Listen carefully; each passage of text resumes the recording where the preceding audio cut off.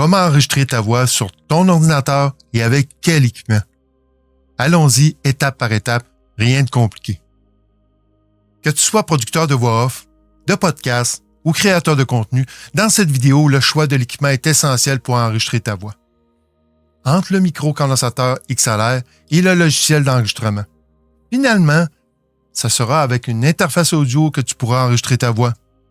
Bonjour, moi c'est Gérald du studio GT Audio Mix. Depuis toujours, j'ai une fascination pour la voix. Pour moi, une voix bien enregistrée et bien traitée donne une nouvelle dimension à ta voix. Il devient vivant, captivant et inoubliable. Rentrons dans le vif du sujet.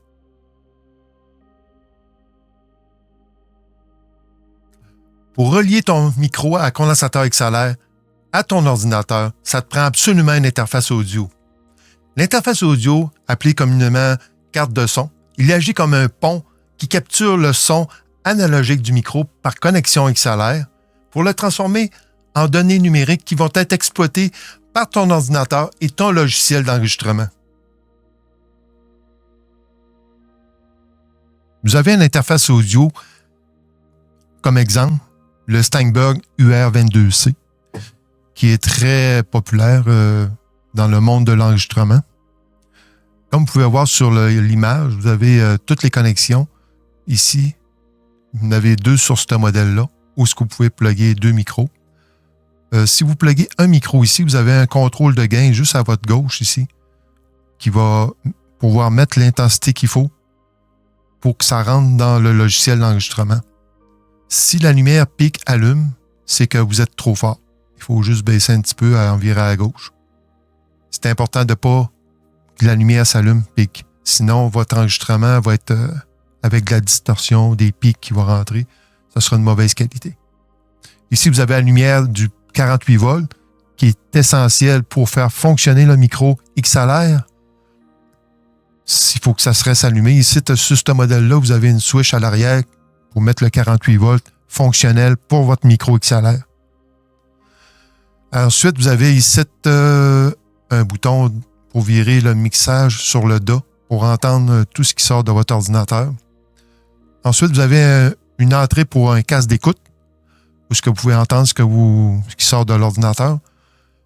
Et ici, vous avez le contrôle de volume pour vos écouteurs. Et ensuite, vous avez la sortie ici. Ça, c'est pour des caisses de son que vous pouvez plugger sur l'interface audio pour entendre vos enregistrements.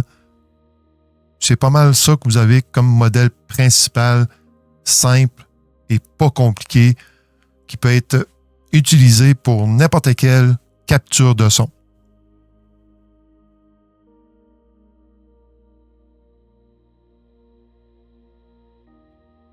Maintenant, j'ai une petite interface audio dans mes mains, qui est un UR12, qui est à juste une entrée micro, qui est aussi un modèle Steinberg, qui peut être comparable à celui que je vous ai montré. Sauf que le modèle que je vous ai montré, le UR22C, lui, est équipé d'un loopback. Loopback, c'est un système qui fait que si vous parlez dans le micro, vous pouvez parler, enregistrer votre voix et enregistrer une musique ou une vidéo qui joue derrière. Les deux s'enregistrent automatiquement. Sur cette petite interface, vous voyez les boutons que je vous ai montrés tout à l'heure. On branche le micro ici à XLR. Puis vous avez la petite lumière 48 volts où vous avez une switch pour pouvoir, à l'arrière, que je vous montre ici, pour mettre le 48 volts. Et ici, le bouton de gain. C'est le bouton qui est le plus important en enregistrement. Souvent, le monde le montre pas assez. L'enregistrement est trop bas, trop faible ou il est trop fort. Si la lumière à rouge allume, c'est signe que votre enregistrement est trop fort. Il faut juste baisser un petit peu à gauche, pas trop, puis dès que la lumière s'éteint, vous êtes correct, vous êtes prêt à enregistrer au bon niveau de son qu'il faut pour vous faire entendre en fin de compte. Ensuite, vous avez l'entrée ici pour les écouteurs, bien sûr, le contrôle des écouteurs. C'est pas mal les contrôles principaux sur ces petits modules-là. Ce qui est le fun, c'est que c'est des petits modules qui sont facilement transportables, très mobiles. Vous avez aussi des petites tables de mixage qui peuvent être utilisées, qui sont équipées d'une interface audio, qui sont souvent utilisées, comme les modèles dans les Yamaha que j'ai vus, qui est très populaire, avec 2 entrées, 3 entrées. Mais juste avec une entrée, vous êtes correct. Vous êtes capable de capturer le son et de contrôler votre son d'enregistrement et de diffusion en fin de compte. À part ça, c'est pas mal la principale chose qui est importante de savoir. Et aussi, pour faire fonctionner ces interfaces audio, ça vous prend absolument les pilotes qui sont fonctionnels avec la marque et le modèle que vous avez, qui sont sûrement téléchargeables chez les fournisseurs des modèles d'interface audio.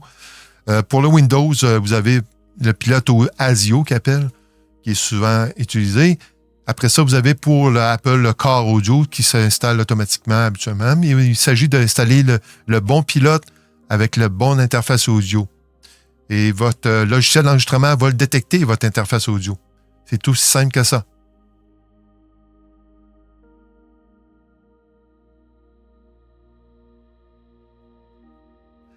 En résumé, la meilleure interface audio est celui qui répond le mieux à tes exigences. Au point de vue de nombre d'entrées que tu as besoin et avec un bon préampli audio.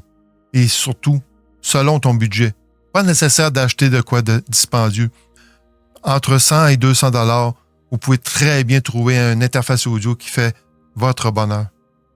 En espérant que ce tutoriel te soit utile, si c'est le cas, appuie sur le bouton s'abonner et sur le bouton j'aime et laisse un commentaire en bas. Ça me fera plaisir d'y répondre. Si tu as aimé cette vidéo et que tu veux enregistrer ta voix facilement, je t'invite à télécharger gratuitement mon guide « Comment enregistrer sa voix facilement ». Tu n'as qu'à cliquer sur le lien dans les commentaires au bas de cette vidéo. Et pour la prochaine vidéo, je vais te produire un enregistrement vocal facilement, étape par étape. Alors, à la prochaine!